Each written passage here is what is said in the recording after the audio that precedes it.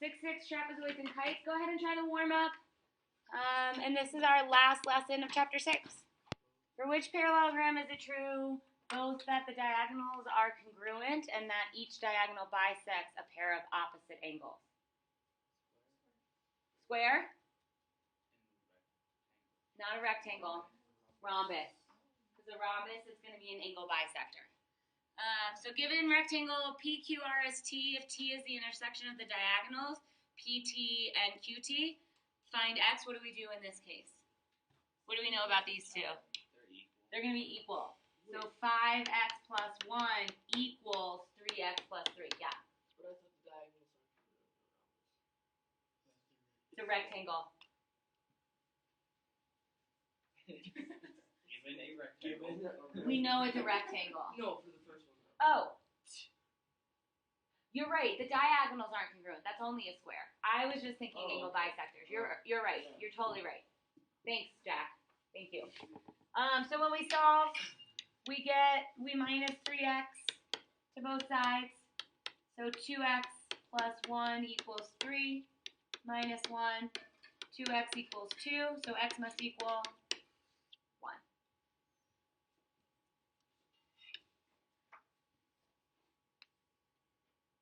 All right, trapezoids. So a trapezoid is a quadrilateral with exactly one pair of parallel sides. And then if both of the legs are are congruent, then it's isosceles. Yeah? Cool. These are some of your theorems for trapezoids if you want to fill out on your worksheet that I gave you. So if a trapezoid is isosceles, then each pair of base angles is congruent. So these angles are congruent to each other, and this angle is congruent to that angle. That's if it's isosceles. If a trapezoid has one pair of congruent base angles, so if you know that these angles are congruent, then you know these sides are congruent. A trapezoid is isosceles if and only if its diagonals are congruent. So you know QS and RT, if those are congruent, then it has to be isosceles. All right, so quadrilateral ABCD has those vertices. Show that it is a trapezoid and determine whether it is an isosceles trapezoid. So what do we need to know about the bases for it to be a trapezoid? They have to be parallel. So this one goes up 1 over 1, 2, 3, 4. This one goes up 1 over 1, 2, 3, 4. So are they parallel? Okay, so they're parallel. How can I determine whether it is isosceles or not? Congruent diagonals, so we could find the distance of the diagonals. And what else has to be congruent? You could do these sides too. Let's go ahead and do the distance formula to see if they are. So I'm just going to do these sides to see if they're congruent. So the square root of -2 minus -3, so plus 3 squared, plus 3 minus -1 would be 3 plus 1 squared. This would make 1. That's 4. 4 squared is 16, so you get the square root of 17. Can you break that down at all? No, you just leave it like that. The other side, square root of 2 minus 3 2 minus 5 would be -3. -3 squared is 9. And then 4 minus 1, 3 squared. What happened? There we go.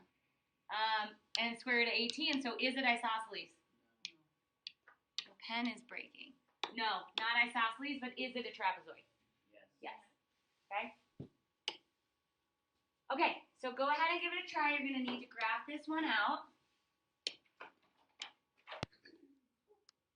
We'll go over it. It's actually A.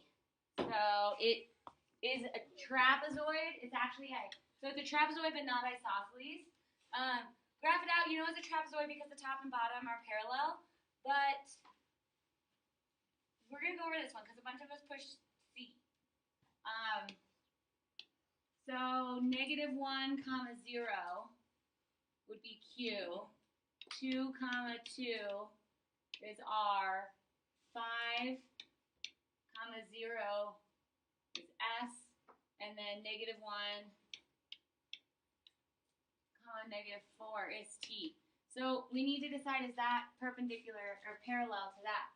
Up 1, 2 over 1, 2, 3. Up 1, 2 over 1, 2, 3.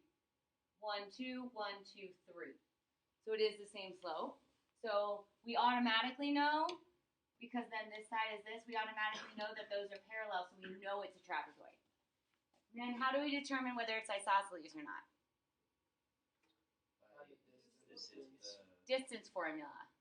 Okay?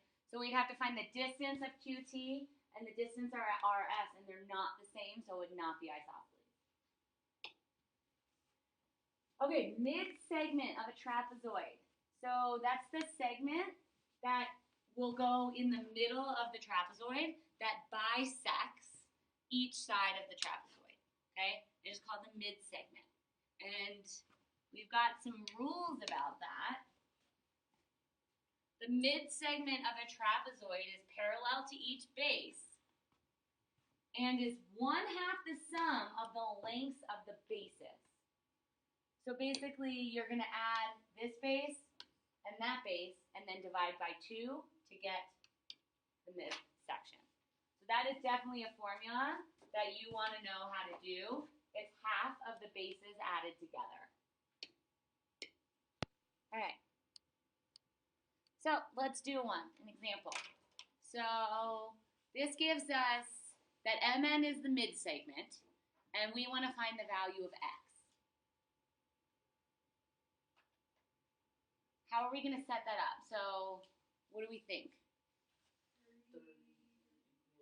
30 equals. Yeah, because the midsegment's already found. So yeah, you'll start out with 30 equals what?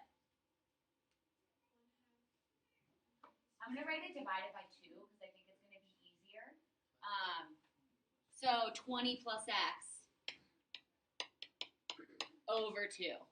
I think that's just an easier way to look at it because we add the bases to find the midsegment, so we set it equal to the midsegment. Now how do I start solving this? Divide by 2. Not divide by 2. Multiply by 2 because you want to get X by itself. So multiply by 2. Those cancel. 2 times 30 is 60 equals 20 plus X. Minus 20 minus 20, so X equals 40. And you can double check your work. 20 plus 40 is 60 divided by 2, 30. Okay? Give it a try. Isosceles trapezoid, JK is the median. We're trying to find XY if JK is 18 and WZ is 25.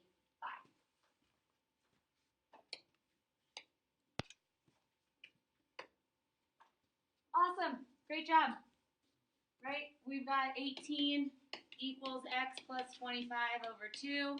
So this would be 36 equals X plus 25. So X must equal 11. Great job, guys. All right, kites.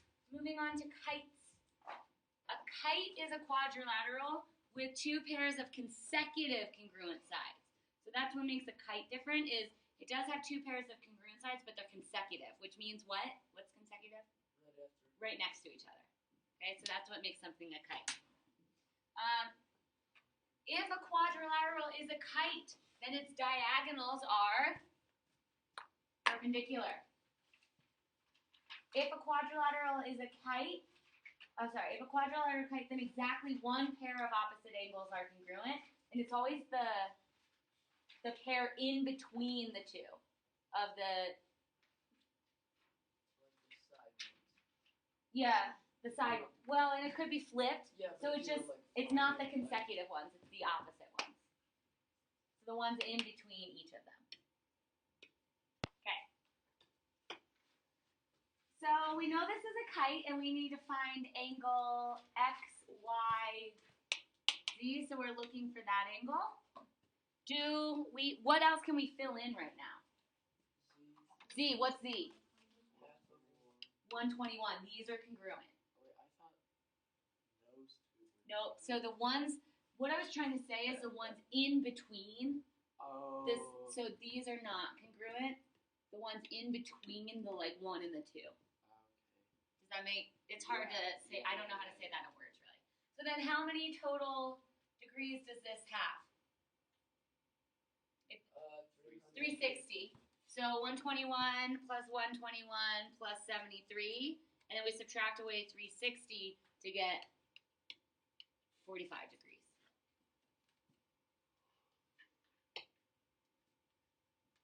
Okay. MNPQ is a kite. Find NP. We're looking for this guy. Pythagorean theorem. Okay? Because we can find this, and those are congruent. So 8 squared plus 6 squared equals x squared.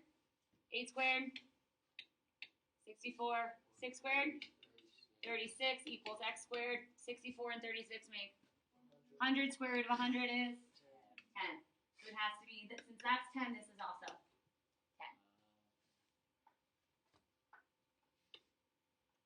Give it a try. Good. Awesome. Great job. So we got B. Because we just add 130 plus 130 plus 64. Subtract away 180. Awesome job, guys. Try this one. And we're looking for that.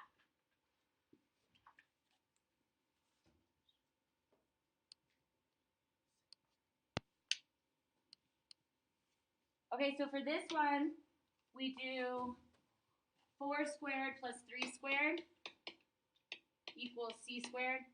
16 plus 9, c squared, 25, c squared, so c equals 5. All right, so this one gives you a little bit harder because we're getting into some square root stuff. We know it's a kite, and we are trying to find HP. Still, what are we going to use? Pythagorean theorem. We'll just label this A. So A squared plus 5 squared equals the square root of 29 squared. 5 squared? A squared A squared plus 25. What's 29? The square root of 29 squared. 29. Because they're inverses of each other. So it's just 29 minus 25. A squared equals 4, so A must equal 2. Don't forget that normally when we take the square root of two things, it's a positive and negative 2. Just so you remember that in the back of your head. But can you have a negative length? No. Have you noticed we haven't worked with negatives like at all? Kind of. Yeah. That's why. Okay. RSTU is a kite. Find angle R, M, S, and T. How are we going to do this one? Because we know this is 125. Yeah. And then that's 250, so you subtract that from 360. Plus X plus 30 plus X equals 360. I'm just going to write the whole thing out. But it's true. You added those together, got 250. Can we add this 30 on to get 280? And then the X's become 2X minus 280 from both sides. We get 80. So X must equal. And then what do I have to do? So this angle is 70, and this angle is 40. Okay? Not too bad, right? This chapter's not too bad. That's it. That's the end of the chapter. I'm hoping that I gave you guys enough time to get your homework done now. You don't have to worry about it later. So you've got about 20 minutes, which I hope is enough time. And if not, it'll just be an extra 10 minutes or so.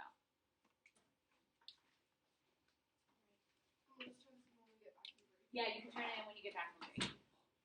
I'm actually not going to grade it, to be honest, because there's so many people that aren't going to be here that need to show me later. It's just good practice.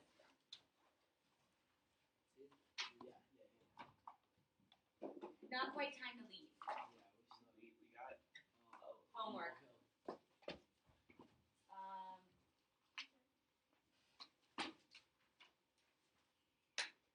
Maybe you can share your computer so we can see some of the questions.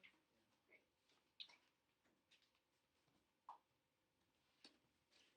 Oop, did I forget to stop recording?